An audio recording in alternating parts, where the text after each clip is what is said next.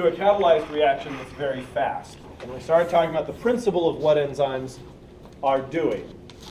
So what is that? What are enzymes doing? What? It's fastening up the reaction. Yeah, it's speeding up the reaction, totally. Fastening up, whatever. That's fine. How? Lower activation energy. Lowering the activation energy. How? Stabilizing the intermediate. Stabilizing the intermediate. I like it. Stabilizing that transition state is a big part of our understanding for how enzymes are doing their job. They bind to transition states. And that's the thing that I tried to demonstrate with this poor, soon to be broken when I do the next demo. I mean, look at that. It's ready. Idea is that enzymes bind transition states. And at the very end of last class, I tried to throw this example here, and I'm not happy with how I did it. So don't worry about this example. We're going to use different examples. That enzymes have the ability to stabilize intermediates is a big thing. And if we go, so I'm trying to click through the slides slow enough you can see where we are in the slides. If we go back here, how do enzymes stabilize the transition state? That's the question for today, and to work with is how do they actually do that? So if we imagine we need some kind of weird transition state where we've either got like a carbocation or something like an oxygen or a carbon that has too many bonds, it's really electron rich, or some weird intermediate, how do we do that? And it's usually done through amino acid residues, metal ions, or other organic molecules that we kind of shove into interactions with our target to give that transition state some stability. So here is an example, and maybe this one's slightly better, it's trying to find, of DNA polymerase. So as a little context reminder, we did this a lot with PCR. If I have like some DNA template, and I bring in a primer that runs 5' to 3', what we expect DNA polymerase to do is to grab a DNTP, grab some kind of base, shove it in there, and form a new phosphodiester bond. And the same principle of needing to make that reaction go faster holds that we need to stabilize the intermediate. And so if you can see here in black is that incoming DNTP, the new piece that we're going to bond and stabilize and form a bond to. And here in multicolored dream coat is our template and our primer. Right where we're going to form this bond, where we have a hydroxyl group, we have our 3' hydroxyl on our primer, and we're going to need to bond to the phosphate on this DNTP. So right here, we've got the 3' hydroxyl. We're going to have to bond to this phosphate, which will kick off some phosphates and we'll have formed a new bond. Yay. We can imagine that a big problem is this phosphorus atom is going to have a whole lot of electron density directed at it. It's already got 5 bonds to oxygen, and we're saying, throw on a 6th bond to oxygen. No worries. Huge amount of electron density crammed in a teeny space. We have these very conserved magnesium ions that help to stabilize that excess electron density. Simply, you can look at the electrostatics. You can say that oxygen with lots of electron density is negative, so we can think of them as negatives, and magnesium is positively charged.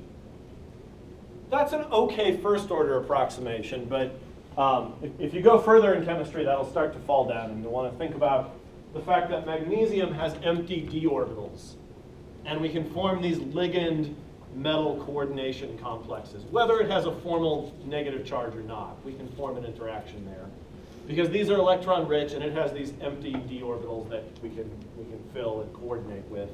But in any case, these magnesiums allow that really hot spot of electron density, of oxygens with a ton of electrons on them, to be okay, to be stable.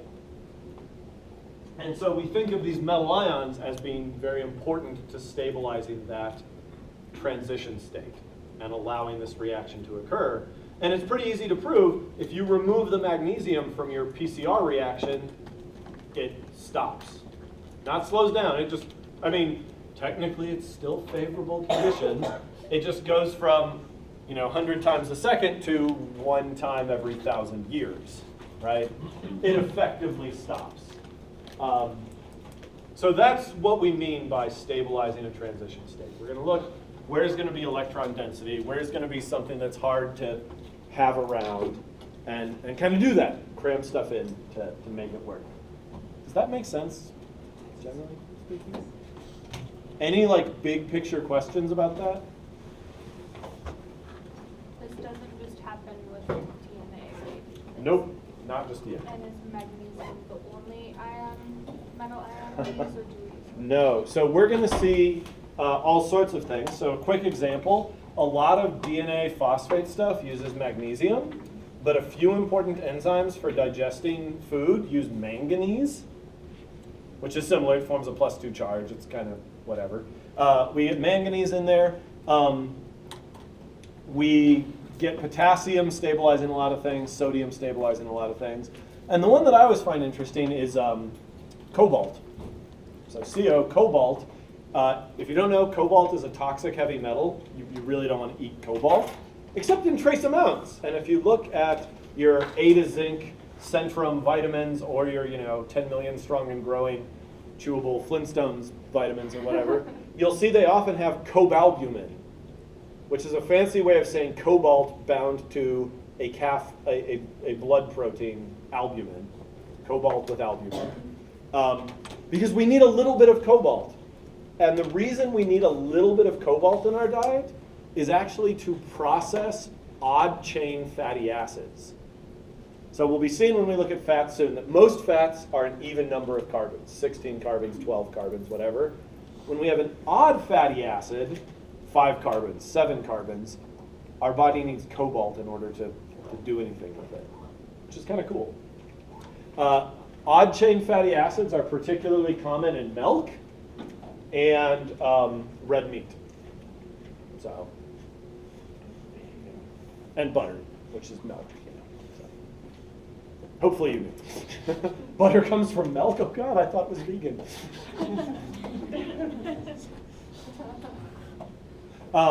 So lots of different metals will come up.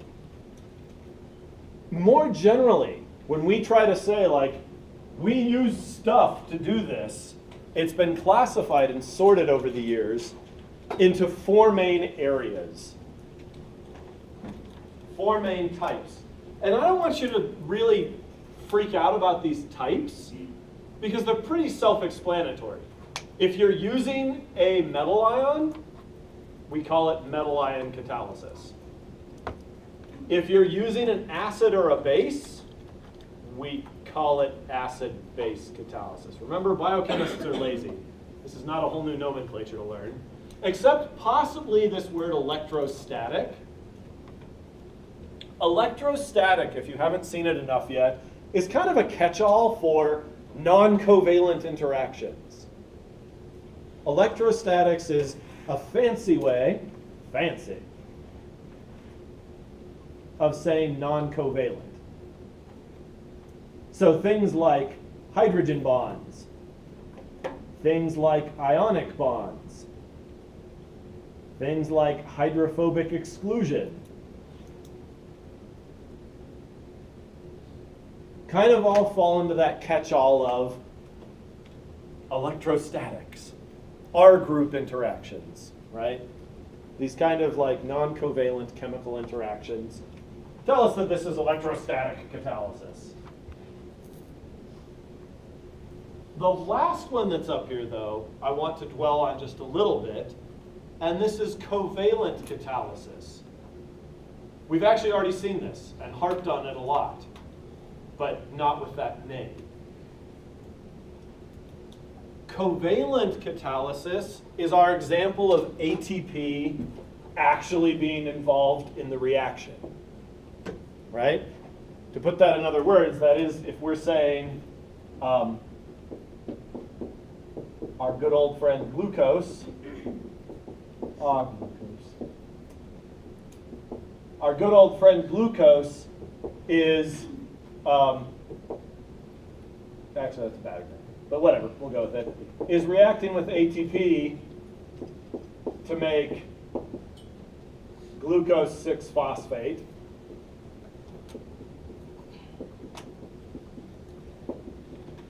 And ADP. We don't think that the phosphate just magically floats from one to the other. We've now seen a few times that we're probably going to form some kind of covalent bond between these two things. And that's all covalent catalysis means, is that you're going to have an intermediate where a new covalent bond is established. Almost every enzyme doesn't just use one of these. Most of them use 3 or 4, or all 4, right? It may have a metal ion to stabilize some negative charge. It may have some acid base. It's deprotonating or protonating something. It may form a new covalent bond, and there probably are some non-covalent bonds stabilizing it. So breaking them out like this sometimes is silly, but sometimes we do discuss them as distinct processes, and so I wanted to point them out there. But they're there. But they're all like, ooh, a covalent bond was formed? Covalent catalysis. Ooh, there was a metal ion catalysis, right? It's not crazy. But let me give a very non-biological example of this covalent catalysis. And I realize my slide font got messed up, so I'm going to redraw it right now. So outside of a biological context, this one can be kind of good.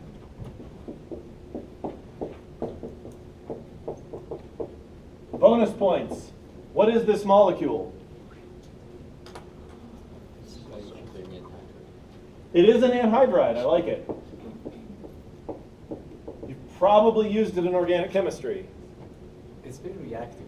It's very reactive. I forgot the name. Acetic anhydride. Yeah. Because if you had just half of it, it would be acetic acid. Yeah. What? I can't think right now. Oh, that's okay. That's not even its real name, because I hate organic chemists, because they're not lazy like biochemists. They love names for everything. Markovnikov and Zaitsev, whatever. I don't know what an acetic is. I do know what an ethanoic is. Because acetic is old and busted lame nomenclature. That's IUPAC. So ethanoic anhydride I know of. Acetic anhydride is fine. Normally, if you wanted to imagine this coming apart, that is, the hydrolysis or the breakage, cleavage of acetic anhydride, you'd have to kind of imagine it falling apart into something like that, and another thing like that, and some protons coming off. Because you're at, like, physiological pH or water pH, so you'd expect these to be deprotonated. So you'd have to have something like that. That's really slow. We say this is a really reactive molecule, but the actual spontaneous cleavage is really slow. And I can tell you how I know this. I can order this from a supplier in Tennessee and have them ship it to me. And when it arrives here and goes on our shelf for labs, we store it for a few months before we use it. It's not that reactive. Doesn't spontaneously come apart very well. But if we throw in purity, little benzene ring with a nitrogen,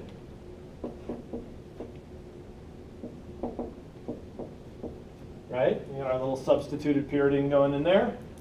We present a new path. This guy can now attack.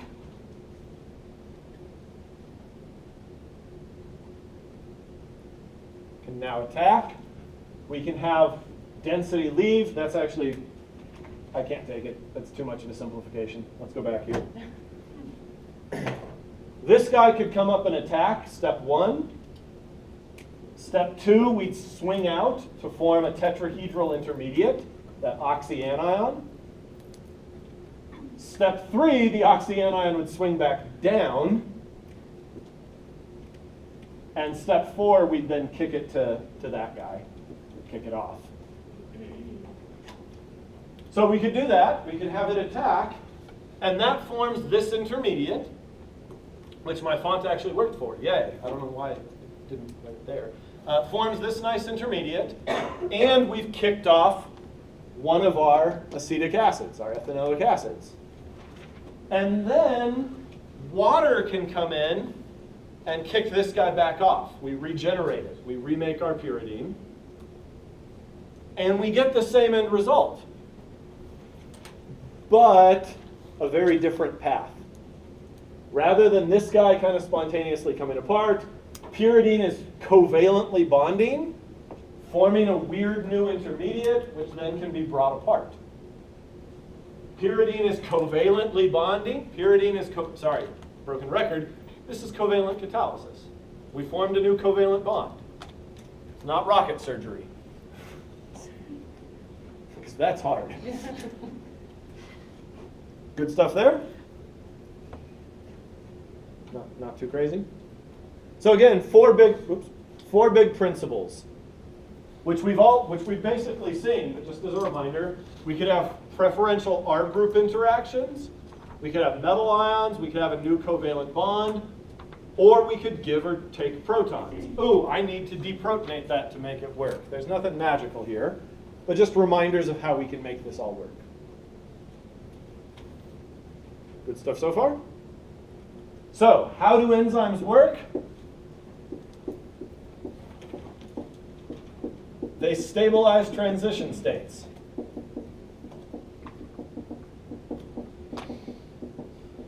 Through lots of different bonding patterns. That's a thing. They stabilize transition states.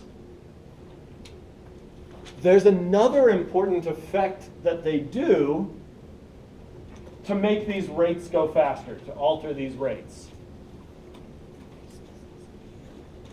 And that is called proximity.